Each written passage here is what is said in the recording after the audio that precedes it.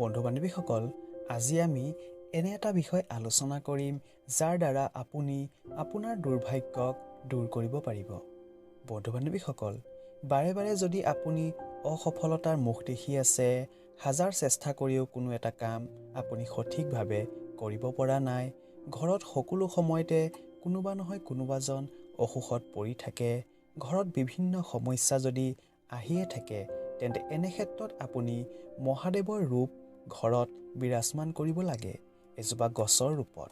বাস্তুশাস্ত্ৰৰ অনুসৰি আজি আমি এনে 4জোপা চমৎকাৰী গছৰ বিষয়ে জানিম। তাৰ ভিতৰত যদি যিকোনো এজোপা গছো ঘৰত লগায়, তেন্তে আপুনিও হৈ পৰিব মহাদেৱৰ আশীৰ্বাদৰ অংশীদাৰী। এই গছ ঘৰত লগালে বহুতো লাভ তথা চমৎকাৰ দেখি আপুনি আচৰিত হৈ পৰিব। ৰুদ্ৰাক্ষক ভগৱান শিৱৰ ৰুদ্ৰ ৰূপ বুলি মনা হয়। চমৎকাৰী এই বস্তু যিজন ব্যক্তিৰ লগত চুট কৰিব, তেওঁৰ জীৱন সলনি হৈ পৰিব। ৰুদ্ৰাক্ষৰ দ্বাৰা জীৱনত সফলতা প্ৰাপ্ত হয়, কাম কাজ আপোনা আপুনি হ'বলৈ ধৰে। ঠিক সেইদৰে ৰুদ্ৰাক্ষৰ গছেও একেই কাম কৰে।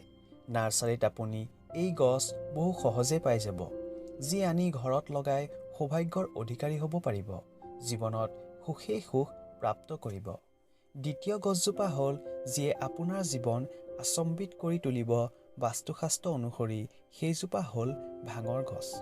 ভাং গছক নিচাৰ সামগ্ৰী বুলি মনা হয় যদিও বহুতে নাজানিব পাৰে যে মহাদেৱৰ প্ৰিয় ভাং গছ ঔষধি গুণেৰে ভৰপূৰ। বাস্তু অনুসৰি আপুনি যদি এই গছ ঘৰত লগায়, তেন্তে আপুনি ঘৰত চেঞ্জেছ দেখিবলৈ পাব। তৃতীয়তে, মহাদেৱৰ অতিকৈ প্ৰিয় হৈছে বেলপাত। মহাদেৱ শিৱক বেলপাত অৰ্পণ কৰিলে 3 যুগৰ পাপ নষ্ট হয়। মহাদেৱ শিৱক বেলপাত অৰ্পণ কৰিলে বহুতো পুণ্যপ্ৰাপ্ত হয়। বেলগছৰ মূলত শিৱলিংগ স্বৰূপ মহাদেৱ শিৱৰ বাস হয় আৰু বেলগছৰ মূলত ভগৱান শিৱৰ পূজা অৰ্চনা কৰা হয়। গতিকে শিৱৰাত্ৰিৰ দিনা বেলগছৰ মূলত লিংগৰূপী অবিনাশী শিৱক পূজা কৰি আৰু সন্ধিয়া সময়ত এগছি বন্তি জ্বলাই কোনো গৰীব দুখীয়াক কিবা দান কৰিব। মহাশিৱৰাত্ৰিৰ দিনা এই কাম কৰিলে মনা হয় যে ব্যক্তিৰ জীৱন বহুতো আশ্চৰ্যকৰে ভৰি পৰে, যিটো আপুনি ভাবিবও নোৱাৰিব। চতুৰ্থতে, আকনৰ গছ।